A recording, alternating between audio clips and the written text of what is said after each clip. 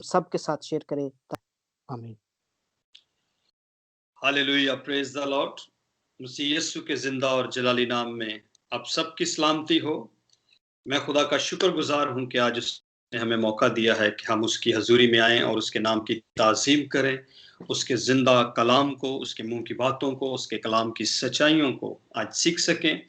और जिस तरह के हम हर रोज खुदावंद की हजूरी में आते हैं मेरे अजीजों, और हम हर रोज खुदा की हजूरी में बरकत पाते हैं, ये खुदा का फजल है। ये बड़ी ही मुबारक बात है। खुदा का बंदा इस बात को लिखता है, कहता है कि बड़ी मुबारक बात है खुदावंद के फाटकों पे आना, उसके फाटकों पे इंतजार करना, खुदावंद की हजूरी में आकर उसके नाम की ताजीम करना, उसकी शुक्रगुजारी करना। मेरे अजीजों, ये एक खुदा की बहुत बड़ी बरकत है कि उसने हमें इसलिए चुना है ताकि हम उसके नाम की ताजीम करें। उसने हमें दूसरों से अलग किया है ताकि हम उसकी खूबियों को जाहिर कर सके, ताकि हम अपने बदनों से, अपने कामों से, अपनी बातों से उसके नाम को इज्जत और जलाल दे सके। आमीन। खुदावंद आप सबको बरकत दे। मैं आप सबको खुदावंद की हजूरी में वेलकम करता हूं। आप सब तक मेरी आवाज क्लियरली पहुंच रही है? अगर पहुंच रही है तो यस करें ताकि मैं फिर उसके आगे बढ़ूं। Hallelujah, praise the lord, praise the lord, praise the lord. Hallelujah.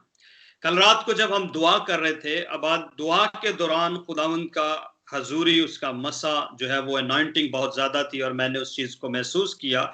और उस वक्त दुआ के दौरान ही मैं एक विजन जो है वो देखना शुरू हुआ। और विजन इस तरह से था कि मैं देख रहा हूं कि एक दरमियान में जो है वो एक घर बना हुआ है और उसके चारों तरफ जो है वो खेत हैं और खेतों में हरियाली है और पानी जो है वो यूं निकल के उन सबको सैराब कर रहा है।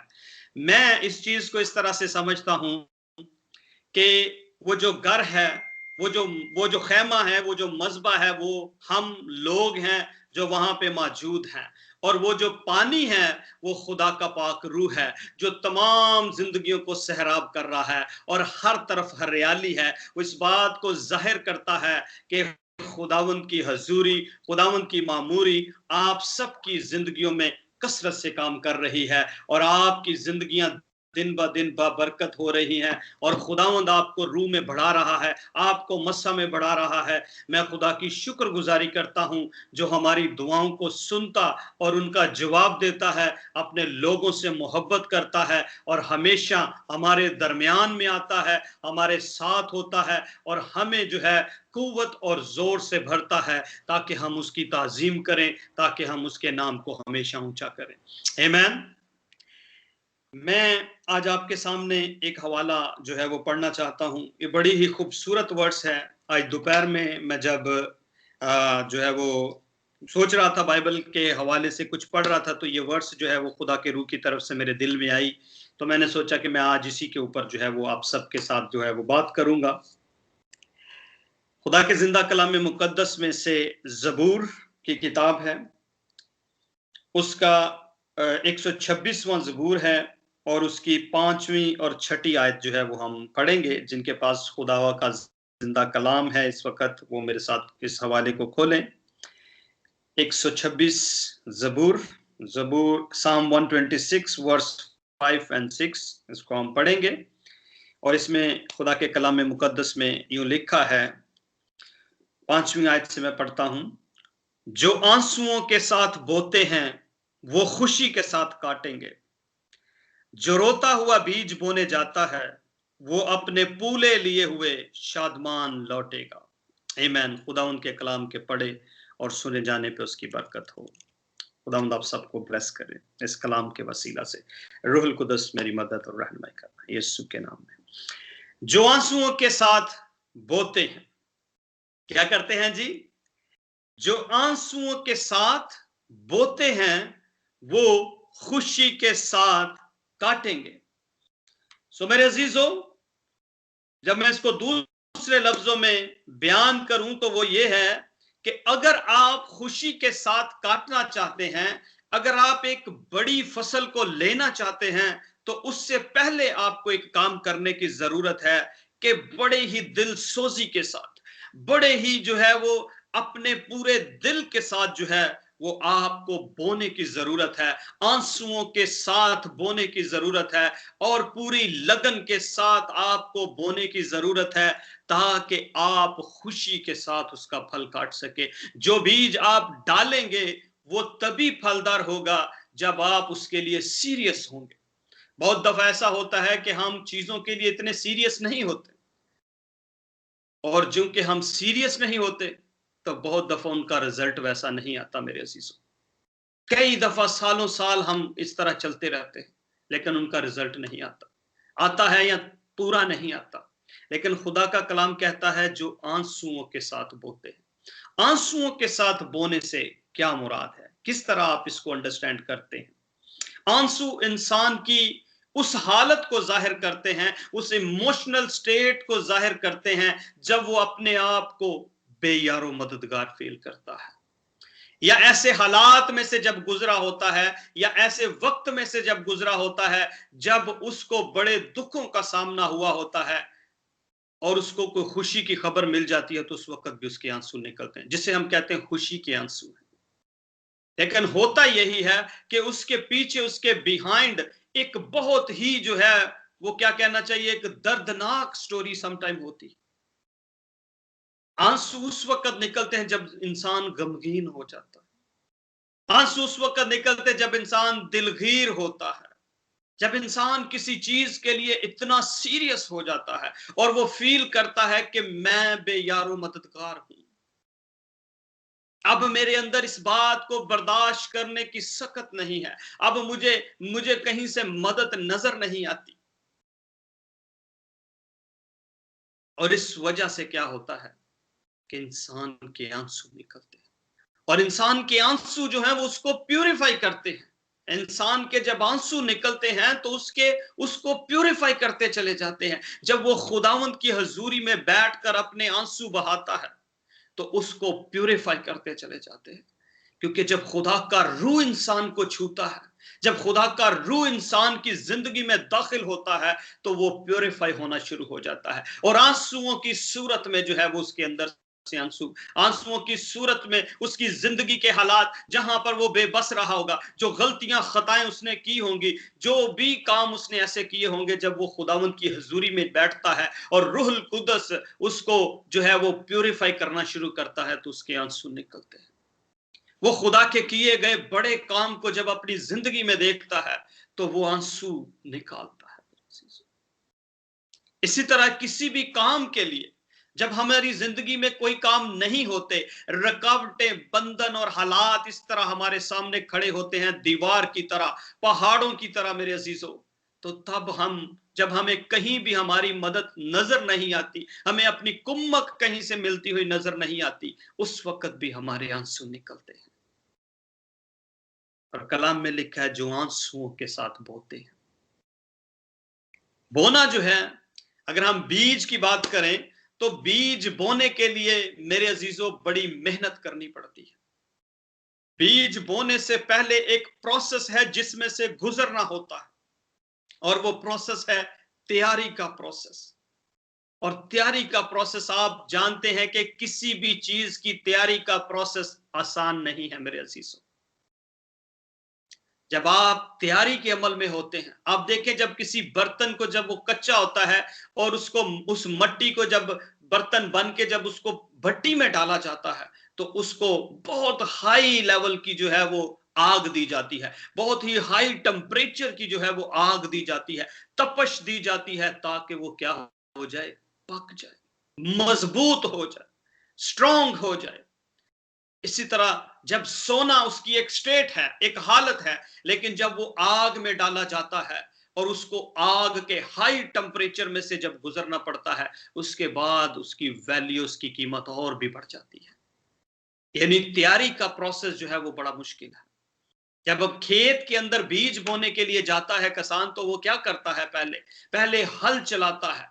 पहले, अब तो मशीनें हैं, बहुत सारी लोग मशीनें यूज करते हैं हल चलाने के लिए, लेकिन एक वक्त था मेरे अजीजों जब हाथों से किया जाता था। मुझे याद है जब हम अपने ग्रैंडफादर के साथ, अपने दादा के साथ खेत में काम करते तो हमें हाथों के साथ जो है वो उस जमीन को जो है वो क्या करना, हमें खोदना पड़ता था, हाथों के साथ। और हाथों में जब हम वो चलाते थे, पंजाबी में उसको कई कहते हैं, जब चलाते थे तो हाथों में जो क्या होते ब्लिस्टर बन जाते थे और दर्द होती थी, बाद में पानी निकलता था उसमें से।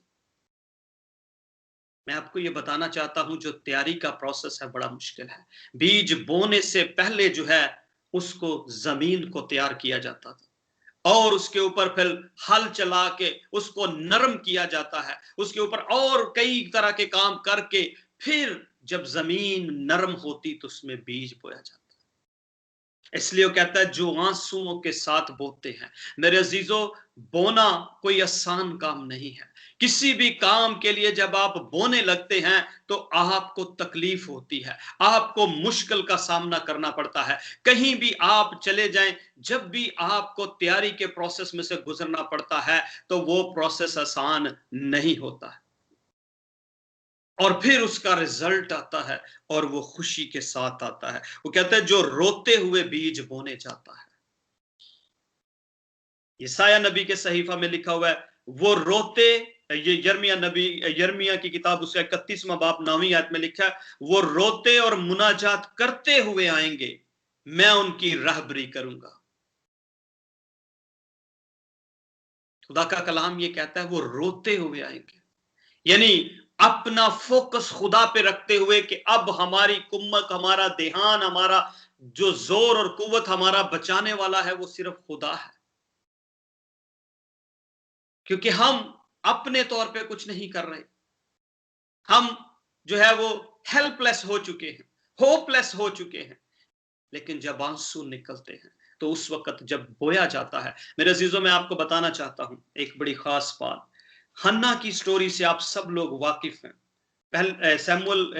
जो सैमुअल का जो किताब है, पहला सैमुअल, उसके पहले बाब की 10वीं आयत में लिखा हुआ है, वो क्या कर, जब उसकी औलाद नहीं होती, वो बड़ी ही दलगीर थी, बहुत ज्यादा टूटा हुआ दिल था उसका, अंदर से बहुत ज्यादा गमगीन थी, चेहरा उसका उदास था, परेशान थी, क्योंकि उसकी औलाद नहीं थी। ये बांझ थी और इसकी सौतन इसको चढ़ाती थी और ये कई दफा उससे लड़ती थी, गालियां निकालती होगी। आप समझ सकते हैं कि किस तौर से लड़ती होगी, कई बातें करती थी, इवन अपने हस्बैंड से ये लड़ती थी।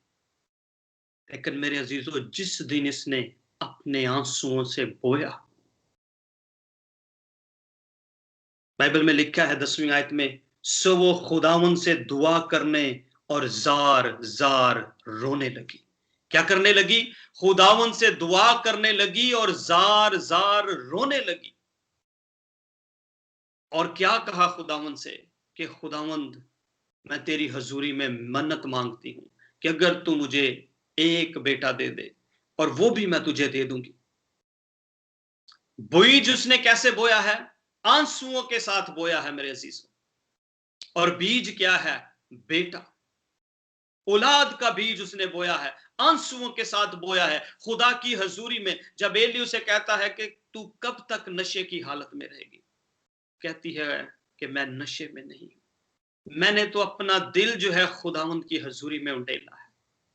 मेरे अजीजों, आज इस बात को जरा देखिए, हमें खुदा ने एक हुक्म दिया है कि हमें अंजील को लेके हर एक इंसान तक जाना है, हर एक कौम को, हर एक कबीले के पास पहुंचना है। और खुदा का कलाम ये कहता है कि सारी खलकत के सामने जाकर, सारी दुनिया के सामने जाकर, सारी उम्मतों के सामने जाकर तुम क्या करो? अंजील की खुशखबरी सुनाओ। और जो ईमान लाएंगे उनको क्या करो? बाप, बेटे और रूह कुद्दस के नाम में बपतिस्मा दो। पर यहां पर बात जो है मैं कहने वाला हूं, बीज आप बोएंगे तो फसल कटेगी, बीज आप बोएंगे तो फसल उगेगी। जब तक बोया ही नहीं गया तो उगेगी कैसे? जो रिवाइवलिस्ट हैं, जिन्होंने दुनिया के अंदर बेदारी लेके आए, बड़े बड़े रिवाइवलिस्ट जो हैं दुनिया के, वो ये कहते हैं कि दुआ के बगैर कुछ नहीं होता। और उन्होंने रातों रातों को जाग जाग कर, कई कई घंटे दुआएं करके, अपने घुटनों पे जाकर, मेरे अजीजों, आंसुओं के साथ बोया है कि हमें रूहें दे। उन्होंने खुदा की हजूरी में ये बोया कि हमें खुदावंद रूहें दे। नेल्सन हाइड जो सियालकोट में कन्वेंशन चलती है, उस कन्वेंशन को शुरू होने से पहले जिस बंदे ने वहां दुआएं की, वो फॉरेनर था, वो गोरा था और घुटनों के बल होता था। और वहां के जो देसी लोग थे, कोई भी उसके साथ, उन्होंने कहा जी ये तो बियाबान है, खेत है, यहाँ कोई भी नहीं आएगा, हम आपके साथ नहीं खड़े होंगे। लेकिन उस बंदे ने खुदावंद की हजूरी में घुटने टेके, और वो जगह जहां पे वो घुटने टेकता था मट्टी थी, और वहां पर उसने जो है वो हर रोज घुटने टेक कर हर रोज दुआ करनी आंसुओं के साथ, के खुदावंद मुझे रूहें दे।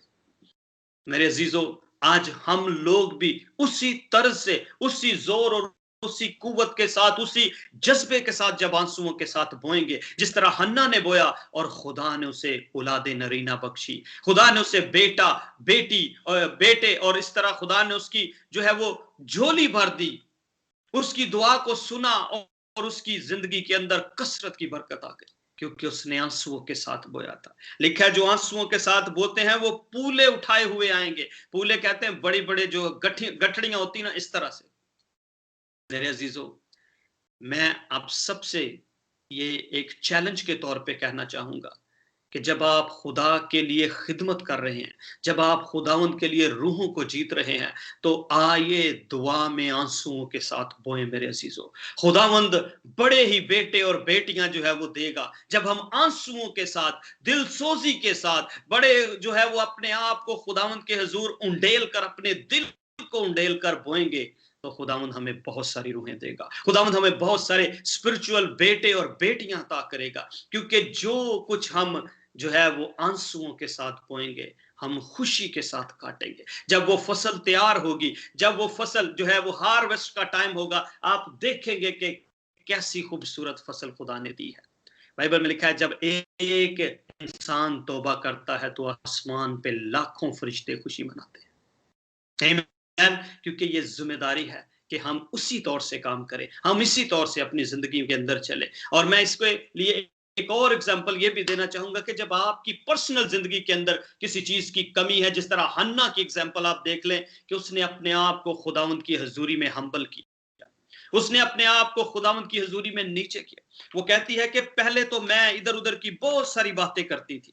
मैं आपके सामने एक बात रखना चाहता हूं, वो दुनियावी सोच थी उसके अंदर। मैं जल्दी खत्म करूंगा क्योंकि टाइम जो है। Hallelujah, praise the Lord. हाँ जी, यहां पर वो जब उससे बात करती है एली काइन से, तो वो कहती है तू अपनी लौंडी को खबीस औरत ना समझ, मैं तो अपनी फिक्रों और दुखों के हजूम के बायस अब तक बोलती रही। क्या करती रही? बोलती रही, कुड़ती रही, हर वक्त गालियां निकालती रही, लड़ती रही, झगड़े करती रही, पता नहीं मैंने क्या क्या किया, हर वक्त मैं बोलती रही, जो कुछ मेरे मुंह में आया मैं बोलती रही। लेकिन आज मैंने अपने दिल को खुदावंद की हजूरी में उंडेला है। आज मेरे आंसू बहते हैं, आज मैं अंदर जो है वो प्यूरिफाई हो रहा है। मेरे अजीजों, बहुत सारे बहन भाइयों का अंदर प्यूरिफाई होने की जरूरत है। बहुत सारे बहन भाइयों की जिंदगी को साफ होने की जरूरत है और क्लीन होने की जरूरत है। क्योंकि हो सकता है उन्होंने बहुत सारी बातें की होंगी, बहुत सारी ऐसी नेगेटिव सोचें आई होंगी, बहुत सारी ऐसी जो है वो बातें आई होंगी। हन्ना की तरह देखें, जब उसने आंसुओं के साथ बोया तो खुदा ने उसको जो है फलदार किया, खुदा ने उसकी दुआ को सुना और उसने खुशी के साथ काटा।